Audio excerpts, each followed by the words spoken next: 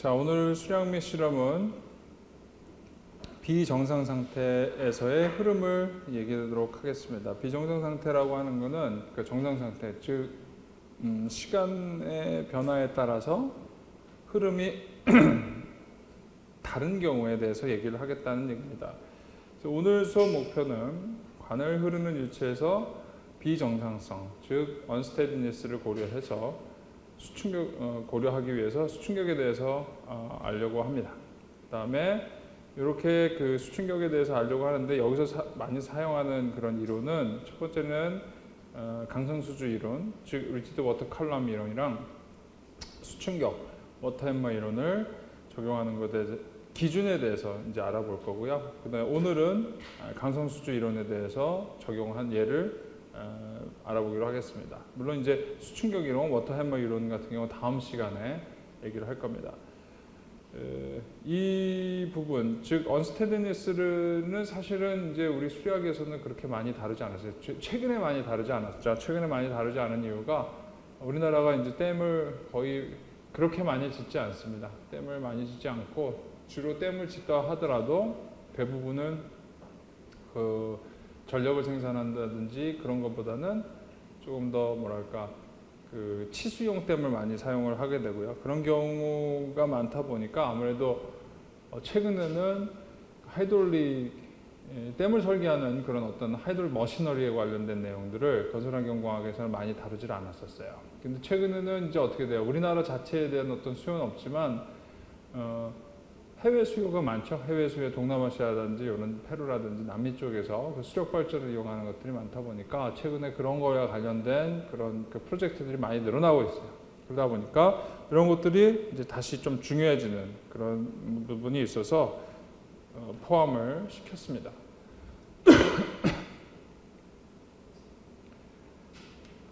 자, 오늘 수업 목표 말씀드렸듯이 관을 흐르는 유체에서 비정상성을 고려해서 수충격에 대해서 이해해보는 것이 먼저 해야 될 일인 것 같습니다. 자, 그럼 비정상 유체에서 먼저 여러분들이 과거에 배웠던 내용을 먼저 물어볼게요. 차원 해석에서 수리 시스템을 설명하는 많은 무차원 수가 있었죠. 거기서 유체의 탄력성을 고려하는 수가 뭐가 있었습니까? 생각이 나시나요?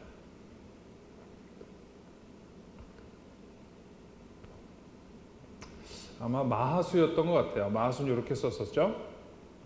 유체 탄력도 혹은 압축도의 효과를 특징 짓는 수로 이런 식으로 씁니다.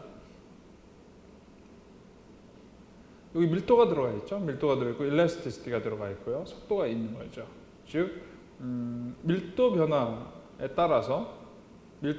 따라서 얼마만큼 압력이 변하느냐를 나타낼 수 있게 표현될 수가 있어요. 즉 압력이 적게 변해도 밀도가 많이 변화가 되면 어떻게 돼요?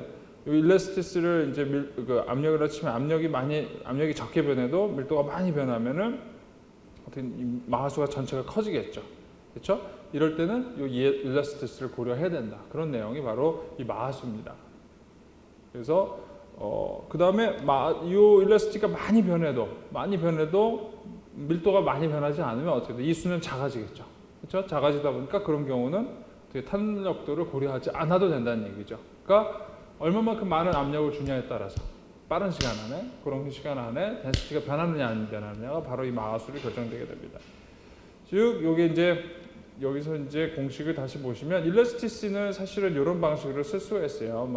지저분해 있지만 일라스티시가 뭐예요? 결국 이렇게 늘어나고 줄어들고 여기 일라스티시죠. 그래서 dp로 표현될 수가 있고요. 이건 d로로 표현될 수가 있습니다. 그래서 dp가 증가하게 되면 dp가 조금만 변해도 d로가 많이 증가하거나 그 다음에 dp d로가 감소하게 되겠죠. 그러면 마하수가 증가하는 그런 관계를 볼 수가 있습니다. 즉 마하수는 뭐냐? 압력과 밀도와 관성의 관계를 얘기하는 것입니다.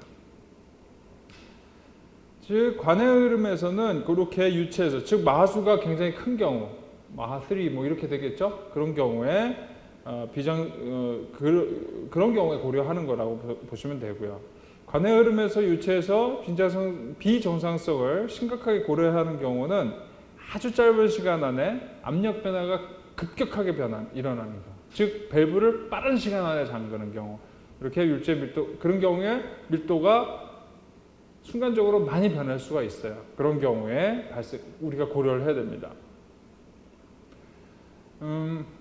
그런 경우가 이제 밸브가 여러분들이 느꼈을 때 어떤 경우냐, 요즘 짓는 건물들은 참 그런 거 느낄 수 없는데, 여러분 옛날 오래된 건물 가서 수도꼭지를 확 잠그시면 빠르게 잠기면 수도꼭지에서 쿵 소리가 나는 경우가 있을 겁니다. 그런 경우도 있고요. 오래된 건물에서 내가 샤워하려고 그러는데 샤워를 꼭지를 확 틀었을 때 이 얘네들이 막 바이브레이션이 생기고 그래서 충격인데, 그런 것들이 일어나게 됩니다. 그런 것들이 다 이런 비정상성에 의해서 생긴다고 생각하시면 됩니다. 중요한 점은 뭐냐면, 우리가 이런 관에서 비정상성 유체를 정의하는 데 있어서 시간과는 관계가 없다라는 것을 보시면 됩니다. 짧은 시간 안에 일어난다고 얘기했음에도 불구하고 여기서는 어떻게 돼요? 정의했을 때 요 식들을 보면 어떻게 되냐면, 이 시간에는 뭐가 없어요. 시간 차원에 대해서 얘기하는 것이 없죠. 물론 이제 V에는 속도가 들어가 있긴 하지만 시간에 대해서 고려하지 않았다는 얘기입니다. 지금 무슨 얘기냐면, 비정상 상태를 말하는 것은 사실 비정상 상태로 흘러서기보다는 유체가 아주 짧은 시간 안에 외부에서 변화를 줬을 때 반응을 보이는 것을 의미하는 거예요. 밀도가 반응하는 거. 그래서 이미 그냥 짧다고 가정해놓고 그 안에 밀도가 반응하느냐 안 반응하느냐가 중요한 거지, 시간은 비정상성임에도 불구하고 별로 중요한 것이 아니다라는, 좀 아이러니하지만 그거를 먼저 생각해 주시면 좋습니다. 다만 이제 비정상성을 우리가 개수로 얘기할 때는 좀 달라요. 비정상성에서는 개수로에 대해서 얘기할 때는 정말 시간에 따라서 변하느냐 안 변하느냐 얘기하는 거고요. 여기 같은 경우는 시간은 이미 아주 짧다고 가정해놓고 그 안에서 밀도가 변하느냐 안 변하느냐를 얘기합니다. 자, 그걸 좀 물리적으로 머리에 좀 갖고 계시면 조금 더 도움이 될 것 같아요. 자, 그래서 비정상 상태의 유체를 해석하는 방법은 두 가지가 있는데, 하나는 강상수주의 이론이라고 얘기하고요, Surge or Rigid Water Column 이론이라고 얘기를 하고요, 하나는 탄성 혹은 수충격 이론이라고 얘기합니다. 그래서 Elastic or Water Hammer Theory라고 얘기를 해요. 전체를 그냥 Water Hammer Theory라고 얘기도 합니다. 그래서 수충격이기 때문에. 자, 그런데 이제 이 강상수주의 이론 같은 경우는 뭐냐면, 유체가 비탄력적이라고 가정해서 문제를 해결해요. 비정상 상태이기 때문에 꼭 탄력성만 고려할 필요는 없겠죠. 물론 탄력도를 가지고 우리가 처음부터 시작을 했습니다. 그렇지만 꼭 그럴 필요는 없고요. 비탄력적이기 때문에 밀도 변화는 없고 압력이 굉장히 빠르게 변하는 경우에 우리가 나타냅니다. 그 다음에 관 자체도 비탄력적으로 가정해서 해결하는 경우인데, 그래서 아주 관이 안 움직이는 경우, 아주 팽창 잘 안 하는 경우에 이 이론을 사용을 합니다. 근데 요 강성수주의 이론이 뭐냐면, 우리가 수축격이 뭐냐라는 컨셉을 잡기에 조금 더 편리한 이론이기 때문에 많이 사용을 하기도 합니다. 그 다음에 탄성 이론 같은 경우는 유체와 관 모두 탄력성을 고려해서 압력의 변화가 유체와 관의 탄력성에 의해서 결정된다, 이런 얘기를 할 때 이제 우리가 탄성 혹은 수충격 이론을 많이 사용을 하긴 합니다. 근데 중요한 거는 이제 강성수주의 이론을 사용한다고 하더라도 여러분들이 그렇게 관에 확장되거나 그런 것들을 생각하셔도 될 것 같아요. 자, 그러면 이렇게 두 가지로 강성수주 이론, 탄성 수충격 이론으로 우리가 어떻게 정상 유체를 해석할 것인가에 대해서 고민합니다. 자, 그럼 수업 목표는 이제 그 수충격에 대해서 얘기를 해본 거고요. 그럼 먼저 어떻게 강성수주 이론과 수충격 이론을 구분해서 적용하는지에 대해서 얘기를 해보도록 할게요. 비정상 유체가 가장 잘 발생하는 경우가 바로 이 경우라고 보시면 되겠죠. 비정상 유체에 의해 밸브를 급하게 개방하거나 폐쇄하는 경우를 아주 대표적인 예라고 볼 수가 있습니다. 여기 밸브가 있고요. 자, 있습니다.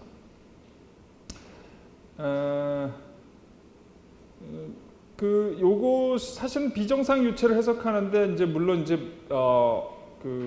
에너지 손실은 상당히 중요하겠죠. 여기서 일어나는 것들이. 근데 이제 마찰에 의한 손실이 이 수충격에 의한 손실보다는 에너지 손실이 매우 작기 때문에 여기서 에너지 라인과 하이드 그레디언트 라인을 동일하다고 강정을 했고, 변화도 없어요. 이렇게 쭉 변화하게 없게 놔두고 물리적인 현상들만 이해를 해보도록 할 겁니다. 여기서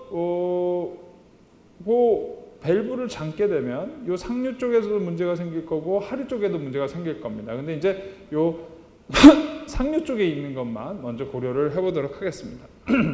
근데 여기서 우리가 밸브를 잠그게 되면 어떻게 될까요? 아주 급속하게 딱 잠그게 되면 어디서 뭐가 생기냐면 여기서 수충격이 발생하게 됩니다. 수충격이. 자, 잠그자마자는 무슨 일이 발생을 하냐? 잠그자마자 무슨 일이 발생하게 되냐면 뭐가 돼요? 여기서 속도가 제로가 되죠. 그렇죠? 밸브를 잠근다라는 건 그 유량이 없어지는, 유속이 없어지는 거죠. 제로가 되면 무슨 일이 생겨요? 그러니까 수두가, 압력 수두가 델타 H만큼 올라가는 거죠. 속도 수두는 제로가 되고 그 속도 수두가 제로 된 만큼 압력 수두가 올라가게 되겠죠. 그 델타 H만큼 올라가게 됩니다. 그런 압력이 올라가게 돼서 유체의 밀도가 증가될 수도 있는 거죠. 증가될 수도 있고요. 그 다음에 관이 확장될 수도 있는 거죠. 그런 개념이라고 생각하시면 됩니다. 자, 그래서 처음에 딱 t equal 0일 때, 자, 이제 순차적으로 한번 보도록 하겠습니다. 이 그림처럼 관에서 밸브를 확 잠가버리게 되면 어떻게 되냐면 뭐가 되냐면 유속이 제로가 되죠. 여기서 유속이 제로가 되니까 여러분들이 똑같아요. 사람들이 이렇게 10명이 서 있다가 같이 걸어가요. 근데 맨 앞에 있는 사람이 벽에 딱 맞춰서 쓰면 어떻게 돼요? 뒷사람 쓰고 뒷사람 쓰고 뒷사람 쓰고 뒷사람 쓰고 뒷사람 쓰죠. 그런 방식으로 속도가 점점 뒤로 가면서 제로가 되죠. 그렇죠? 그렇게 돼서 뭐가 되냐면 V0, V0, V0, V0 하면서 뒤로 가면서 속도가 계속 제로가 되는 거예요. 그러면서 어떻게 돼요? 여기서부터 압력이 델타 H만큼 올라가죠? 올라가고 해서 이 델타 H가 뒤로 마치 웨이브가 가듯이 뒤로 프로파게이트 하게 되죠. 뒤로 쭉 델타 H만큼 쭉 올라갑니다. 압력이. 이것이 바로 뭐냐면 요 이제 A라고 써놨는데 여기 요 파에, 수충격 파에 뒤로 전파하는 속도가 되는 거죠. 이거 셀러리티라고 그러는데 전파 속도를 A라고 얘기를 합니다. 근데 뒤에서는 계속 밀려 들어오죠. 밀려 들어오니까 압력은 계속 증가하고 점점 V가 제로가 돼서 그 다음 그림은 어떻게 되냐면 이런 방식이 되겠죠. 전체 관에서 전부 다 유속이 제로가 됩니다. 그렇죠? 그 다음에 전체 위치에서 전부 다 델타 H가 올라갔어요. 이렇게 됩니다. 자, 이렇게 되면 어떻게 돼요? 여기가 압력이 여기보다 높네요. 그렇죠? 원래 하이드로 그레디언트 라인, 에너지 라인 여기 있었죠? 근데 델타 H만큼 올라갔어요. 여기는 어떻게 돼요? 레저버니까 아무 변화가 없는 거죠. 아무 변화가 없는데 얘가 더 압력이 높다는 얘기는 뭐야? 여기서 이쪽으로 뭐가 생겨요? 흐름이 생기는 거죠. 압력이 높은 데서 압력이 낮은 데로 흐름이 생기는 거예요. 그러니까 흐름이 생기니까 무슨 일이 생기냐면 여기서부터 물이 빠져나가는 거죠. 그렇죠? 채워져 있던 물이 빠져나면서 뭐가 생겨요? 밖으로의 유속이 생기는 거죠. 그래서 V라는 속도, 새로운 속도로 물이 빠져나가기 시작합니다. 그러면서 수두는 내려가죠. 같이 빠져나가니까 여기는 어떻게 했어요? 수두가 떨어지면서 순격파가 이쪽으로 이동하게 되는 거죠. 이동을 쭉 하게 돼서 여기는 V0인데 점점 3분의 2의 속도예요. 3분의 2 L 오버 A 쭉 빠지게 되고 어떻게 되냐면 최종적으로 갔을 때 이 근처에 가면 어떻게 돼요? 다 빠지고 여기서 V가 되겠죠. 다 빠지고 여기까지 갔단 말이에요. 여기까지 갔어요. 근데 가면까 여기서 딱 V가 빠져야 되는데 뭐 해야 돼요? 또 V가 제로가 되죠. V가 제로가 된다는 얘기는 뭐가 돼요? 델타 H가 이쪽으로 빠져야 되는데 못 빠지니까 대신 프레셔가 내려가는 거죠. 대신 프레셔가 내려가서 이렇게 델타 H만큼 압력이 떨어지게 됩니다. 이거 못 나가니까 나가고 여기 V가 제로가 되니까 계속 압력은 떨어지게 됩니다. 압력이 떨어지고 유속은 빠져나가니까 물은 빠져나가니까 쭉 또 이 파가 델타 H가 계속 이동하게 됩니다. 그렇죠? 계속 이동가 되고요. 마지막에 어떻게 되냐면 이렇게 되는 거죠. 이렇게 되는데 다 물이 빠져나갔어요. 이제 다 빠져나가서 뭐가 되냐? 다시 뭐가 되냐? 어떻게 되겠어요? 이쪽이 압력이 이쪽보다 낮게 되죠.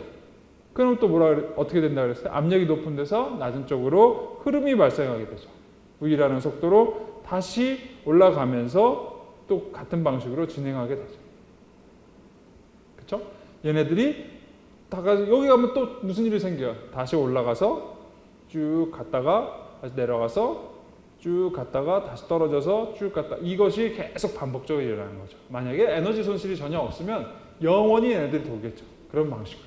근데 수증격에 의한 에너지 손실도 있고 관에 의한 에너지 손실도 있어서 이제 점씩 좀 작아지긴 할 겁니다.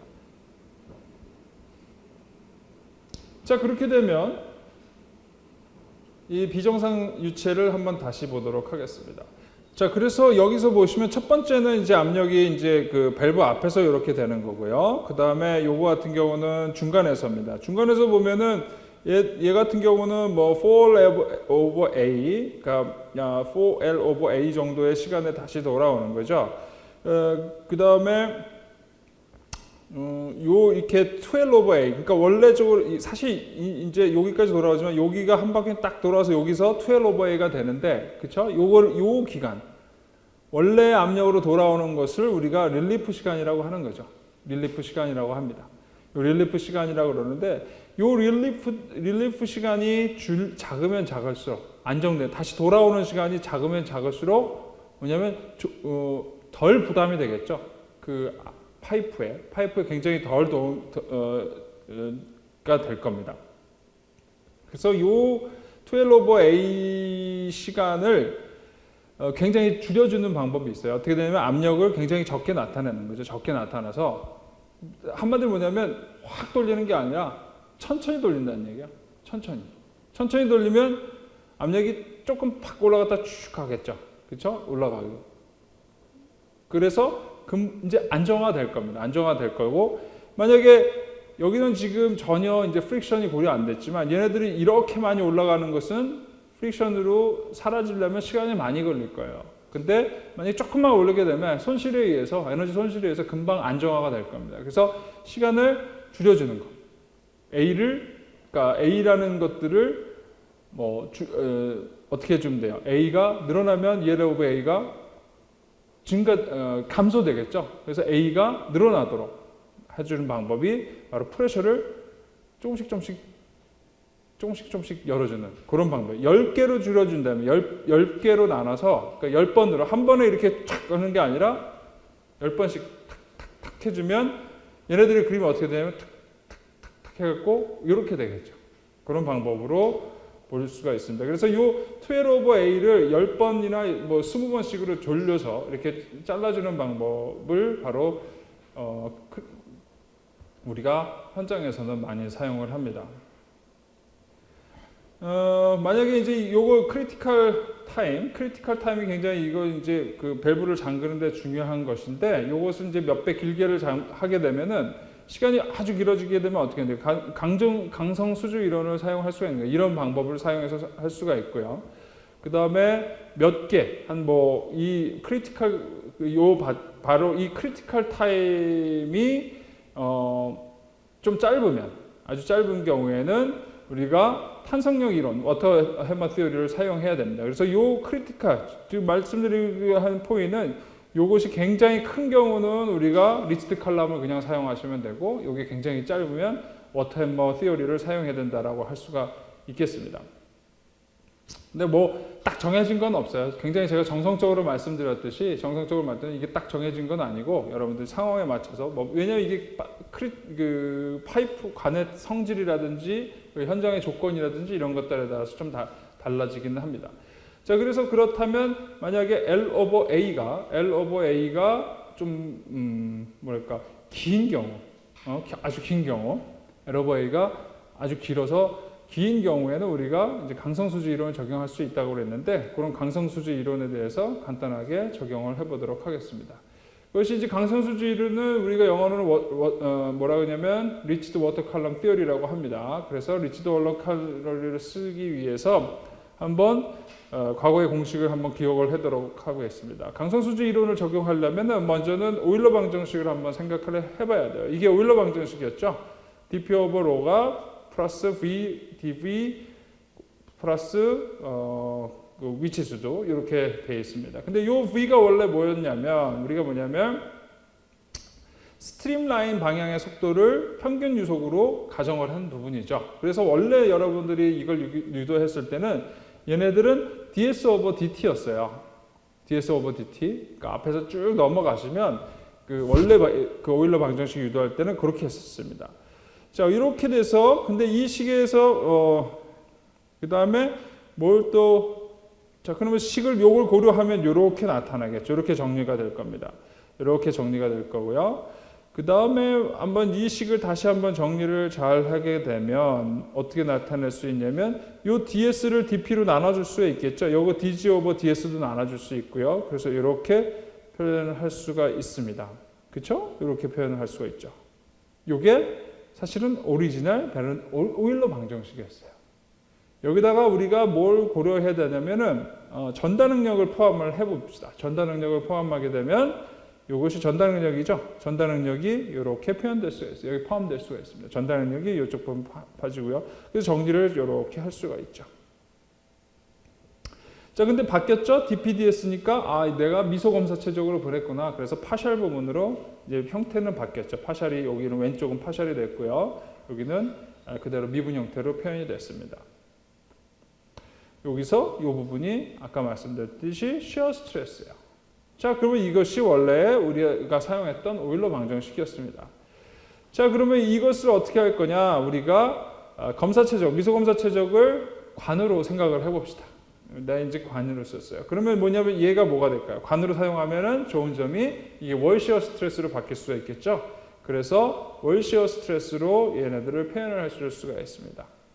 자, 월 시어 스트레스를 쓰는 장점 중에 하나가 뭐냐면 이 시어 스트레스를 저항 개수로 표현할 수 있는, 마찰 개수를 표현할 수 있는 F로 표현해서 다이스바이스 법칙을 사용해서 이렇게 표현을 할 수가 있죠. 그렇죠? 자, 그러면은 다 표현을 하면은 다 정리가 됐죠. 근데 사실 기전은 길이만의 함수로 표현될 수가 있죠. 그래서 이렇게 얘네도 이렇게 표현돼서 라운드 P 라운드 S만 남겨놓고 남는 미분의 형태로 표현될 수가 있습니다. 자, 이것이 우리가 이제 강성수주 이론이에요. 강성수주 이론이고 공식은 이렇게 좀 지저분하지만 여러분들이 실제로 오프닝 밸브에 적용을 하실 수가 있어요. 자, 이렇게 조금 간단한 문제에다 적용을 시켜보도록 하겠습니다. 무슨 문제냐면 이거는 아까도 말씀드렸듯이 이 오프닝 밸브, 문을 열 때, 문을 열 때라고 할 수가 있어요. 이거는 위치에서 밸브를 여는 경우에 문제가 되는 거고요. 밸브를 닫는 경우에는 관전체 닫는 경우에는 이제 어떻게 되냐면 요 H 낫이 이제 전체 압력이 되겠죠. 요 닫자 있는 경우에 그러면은 여기도 H낫 여기도 H낫 다 H낫일 거예요. 근데 제가 이거 확 열면 어떻게 돼요? 이제 가속도가 되겠죠. 얘네들이 훅 하고 물이 나오겠죠. 그러면은 그렇게 되면 어떻게 되느냐?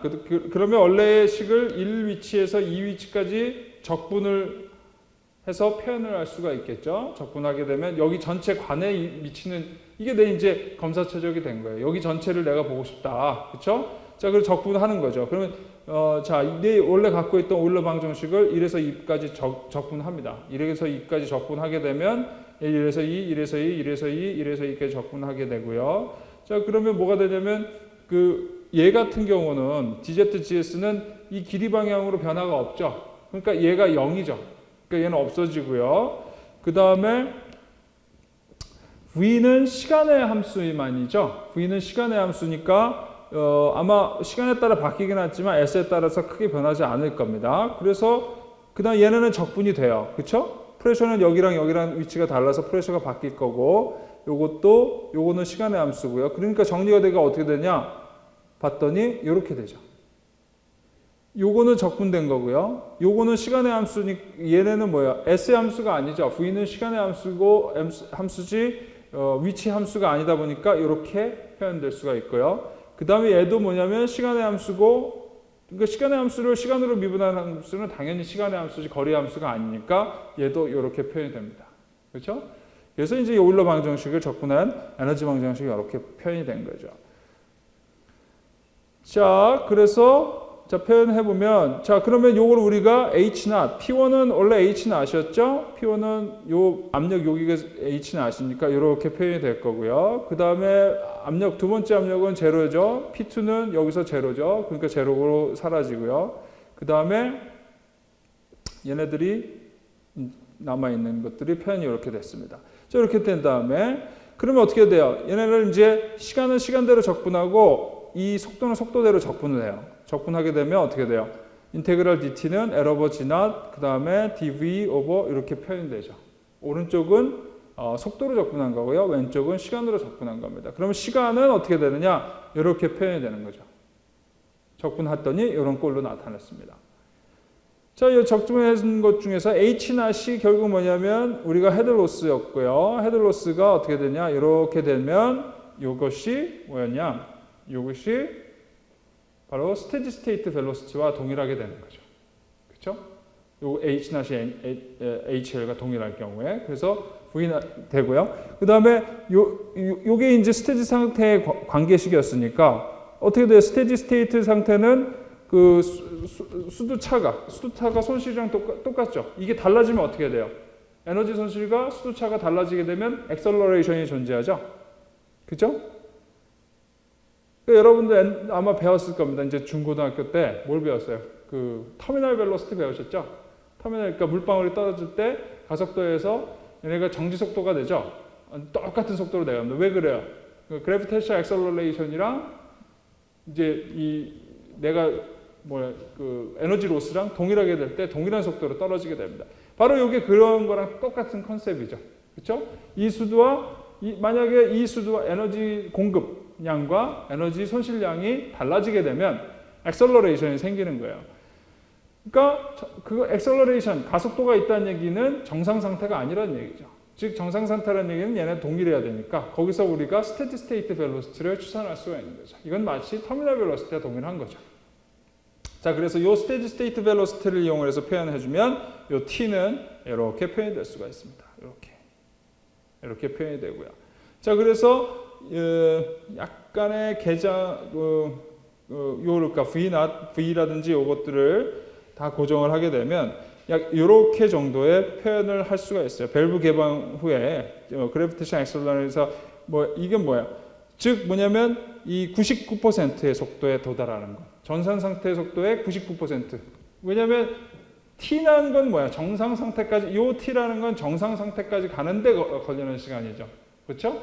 정상 상태 가는 시간인데 결국 보시면 얘가 로그 함수죠. 로그 함수라는 얘기는 뭐야? V가 V0이랑 동일해야 되는데 V가 V0이랑 동일할 수가 없죠. 왜냐하면 내부가 인피니티가 나오거나 제로가 나오게 되면 안 되죠. 즉 여기는 특이점이라는 얘기죠. 어떤 우리가 점근선이라는 얘기. 그런 점근선을 정의할 때 우리가 어떻게 해요? 보통 99% 점을 많이 쓰죠. 99% 가면 거의 점근했다고 가정을 하니까 그렇게 99%의 스테디 스테이트의 99% 정도 도달한 속도를 우리가 표현하게 되면 이런 식으로 찾을 수가 있는 거죠. 이게 밸브가 개방 후 유속이 거의 정상 상태에 도달하는 데 걸리는 시간은 이렇게 정의할 수가 있습니다. 이것이 짧으면 워터 해머 이론을 써야 되는 거고 이것이 길면 무슨 얘기예요? 그럼 강성수주 이론을 쓸 수 있다는 얘기죠. 그렇죠? 그것이 중요한 어떤 과정이다라고 생각하시면 됩니다. 자, 그러면 이런 강성수주 이론을 이용을 해서 이그젬플을 한번 풀어보도록 하겠습니다. 역시 오프닝 밸브, 문을 여는데 걸리는 시간을 사용을 하는 거고요.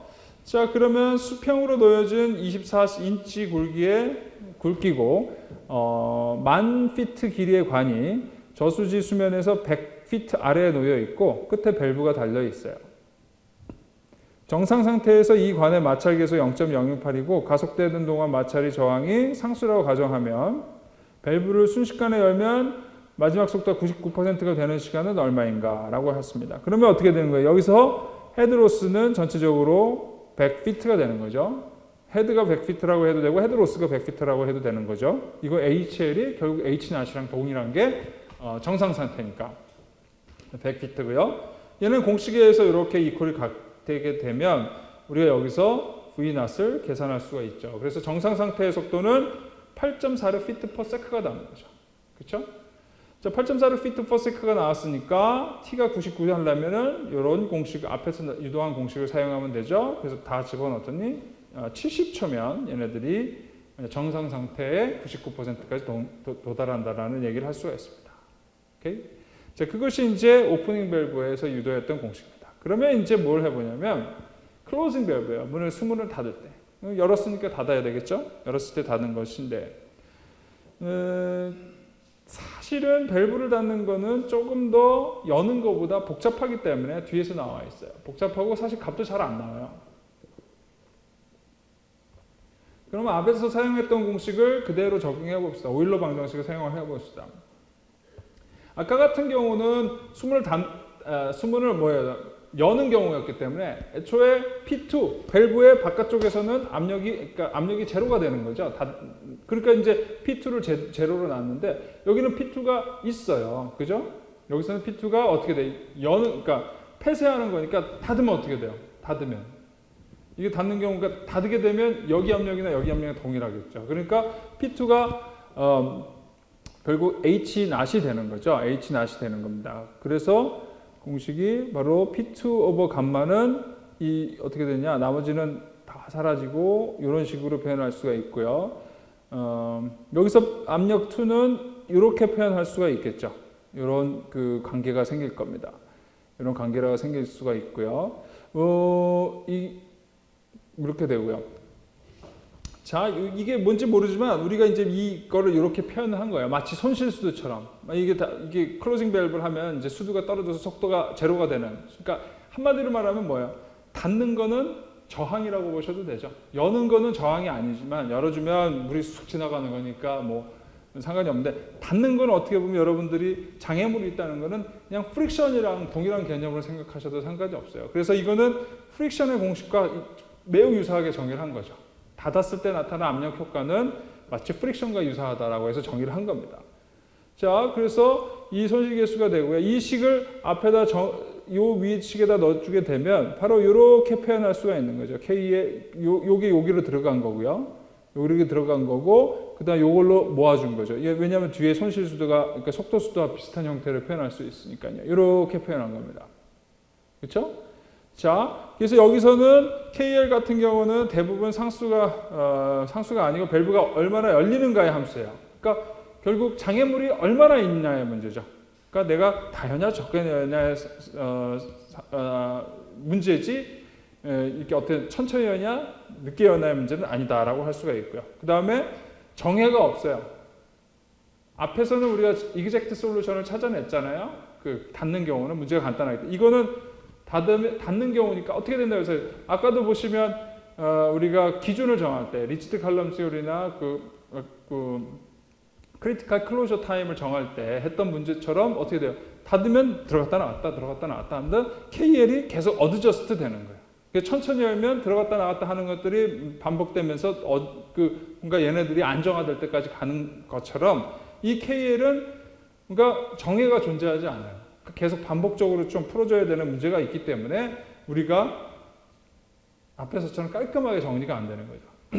그래서 보통 우리가 이런 KL을 정의하려면은 바로 이런 유한 차분법을 Finite Difference Method를 표현을 해서 다음과 같이 표현을 하게 됩니다. 속도를 표현하게 되면은 이런 공식에 의해서 앞에 요걸 문제를 푸는 거예요. 요 문제를 푸는 건데 뭐예요? 속도. 여기서 V를 가지고 먼저 속도를 계산해서 다른 걸 추적하겠다는 얘기죠. V를 하는데 이게 이런 방식으로 유한차분법으로 표현을 하게 됩니다. 유한차분법으로. 이 유한차분법은 여러분 이제 수치 해석 시간에 배웠을 건데 그냥 아주 쉽게 생각을 하면 그냥 테일러 익스펜션 하셨다고 보셔도 돼요. 테일러 익스펜션에서 풀었다고 생각하시면 됩니다. 그래서 델타 t가 있을 때 앞에서 보면 델타 t가 있을 때 우리가 vt 값을 알면 델타 t를 곱해주고 뒤에 원래 vt 함수를 첫 번째 미분해 준 것을 곱해주면 된다. 뭐 이게 테일러 방정식이었죠. 그래서 그런 방식으로 정의한 거고요. KL은 어떻게 쓰냐? 앞에서 계산한 것과 현재 나온 값들의 평균을 가지고 계속 사용을 해주는 거예요. 그래서 이것을 유한차분법으로 유한차분법이라는 건 말은 되게 복잡하고 테일러 익스펜션도 되게 복잡하지만 쉽게 표현한 건 뭐예요? 요 값 알고 내가 요 값의 기울기를 알면 아주 옆에 있는 작은 값, 아주 작은 시간 밑에를 추측할 수 있다가 유한차분법이죠. 그래서 그 추측한 값을 KL로 만들어서 요거 문제를 풀어가는 거죠. 그렇죠? 자, 그래서 유한차분법으로 표현하는데, 그래서 뭐 그렇습니다. 그래서 이렇게 정리해서 푼다고 생각하시면 됩니다. 자, 이것이 이제 푸는 방법이에요. 클로징 밸브는. 그래서 저는 수업 시간에는 이것을 풀지 않아요. 왜냐하면 수치 해석을 하려면 수치 해석을 이미 다 들으셔야 되고요. 이거를 어떻게 푸는 방법이 있으니까 정의를 구하지 않고 더 이상 물리적인 의미는 없기 때문에 이 정도까지 얘기를 하고 들어갑니다. 자, 그러면은 그러나 이제 뒤에 가면 뭐 닿는 것이지만 닿는 것들도 만약에 좀 어떤 조건이 정해지면 우리가 조금 더 재미있는 문제를 풀어볼 수 있을 거예요. 그래서 정해가 있는 경우가 있거든요. 그래서 그 문제에 대해서 나중에 좀 얘기를 하도록 하겠습니다. 자, 그래서 어쨌든 간에 강성수준에서 국부 손실이 있는 경우에 두 가지 해본 방법이 있을 것 같아요. 그러니까 뭐냐면 지금까지는 어떻게 됐어요? 국부 손실 얘기는 안 했죠. 밸브가 있거나 뭐 밸브의 국부 손실을 고려하지 않았는데 국부 손실이 발생하는 상류와 하류 두 부분을 나눠서 접근하면 되고요. 그 다음에 전체 손실량의 단순히 국부 손실을 추가하면 된다는 얘기죠. 즉 앞에 같은 경우는 여는 법 이게 열 대 닫을 때를 얘기했지만 열 대 닫을 때에 관해 있는 것만 얘기했지 국부 손실을 얘기하지 않았어요. 사실은 이건 어떻게 보면 국부 손실을 얘기했다고 볼 수도 있겠죠. 그렇죠? 닫는 경우는. 근데 여는 경우에는 얘기를 하지 않았어요. 그래서 만약 국부 손실이 다 존재한다고 치면 똑같이 했을 때 그거를 여기다가 고려를 한 거죠. 다만 F에다가 프릭션 팩터에다 국부 손실 곱해서 이렇게 표현을 하게 되면 됩니다. 그래서 중간에 내가 밸브의 국부 손실을 고려하고 싶다. 그러면 전체의 공식은 이런 형태로 나타나겠죠. 이것이 그 리치드 워터 칼럼 시어리라고 볼 수가 있습니다. 이렇게 국부 손실이 존재하는 경우를 한번 뭐 적용해 볼 수도 있고요. 자, 그러면 이제 다시 한번 여기서 배운 내용을 배운 내용 같은 경우는 좀 두리뭉실한 것 같긴 한데 예제를 한번 풀어보면 여러분들이 좀 더 명확하게 이해할 수 있을 것 같습니다. 자, 물이 요 저수조에서 요 저수조로 흘러가는 거예요. 에너지 그레디언트는 이렇게 20인치만큼 떨어졌고요. 자, 중간에 밸브가 있습니다. 그 다음에 원래 속도는 10ft/s로 흘러가고 있고요. 그 다음에 내가 밸브를 닫아서 100초 이내에 속도 0으로 만드는 거예요. 100초 이내에. 그 다음에 밸브가 6,400피트 길이의 중앙에 위치하고 있어요. 여기서 최소 압력의 크기와 최대 압력은 닫았으니까 여기 최대 압력 걸리겠죠. 이건 너무나 뻔한 것 같고요. 최소 압력이 여기 걸릴 겁니다. 그래서 위치와 발달하는 걸리는 시간 한번 예측해보자 이런 거죠. 이게 왜 중요할까요? 이게 이제 예를 들어서 홍수 났을 때 문 빨리 닫아야 되죠. 그렇죠? 홍수 났을 때 문 빨리 닫아야죠. 그러면 우리가 크리티컬 타임을 계산하고 그때 최대 압력과 최소 압력을 계산해 봐야죠. 최대 압력은 무슨 문제예요? 얘네가 뻥 터질 수가 있고 최소 압력은 뭐예요? 찌그러들 수가 있죠.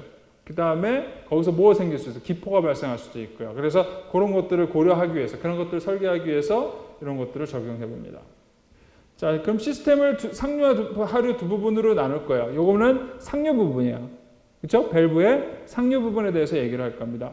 자, 그럼 우리가 원래 쓰던 공식 이 공식이었죠. 그렇죠? 이 공식이었죠. 그럼 dvdt로 해서 표현해주면 p1, p2 뭐 다 놓고 계산하면 dvdt가 얼마였냐면 100초 안에 10ft/s를 제로로 만들어야 돼요. 그렇죠? 그러니까 dvdt를 우리가 알아요.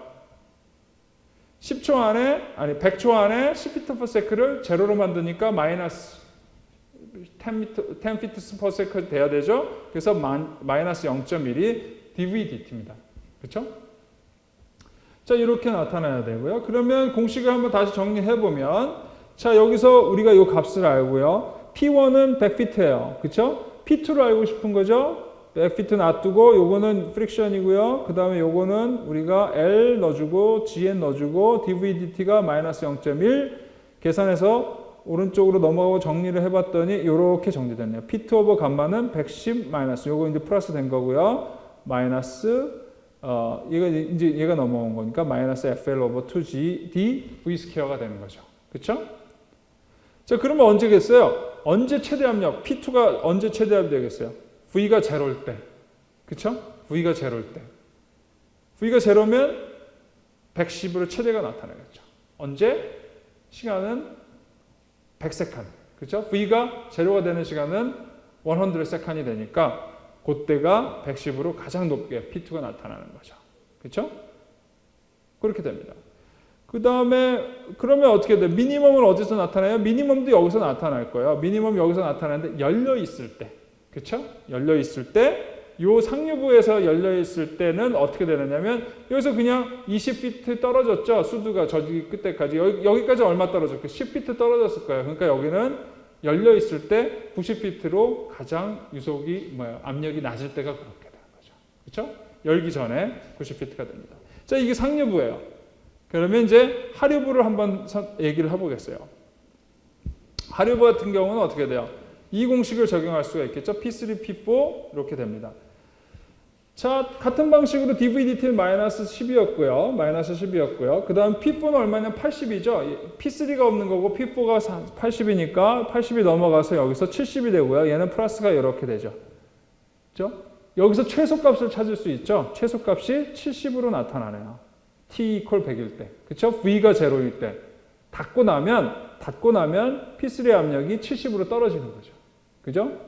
그 다음에 언제 압력이 가장 높아요? 여기서는 당연히 아까 P2, P3가 거의 같은 위치죠. P2, P3가 밸브 앞과 뒤에요. 그러니까 P3 같은 경우는 아까 설명했듯이 여기서 그대로 10피트만큼 떨어진 거죠. 전체가 20이니까 중앙이니까 10피트 떨어진 거죠. 그래서 90피트가 되는 거죠. 여기가 맥시멈이 되는 거죠. 하류 쪽에.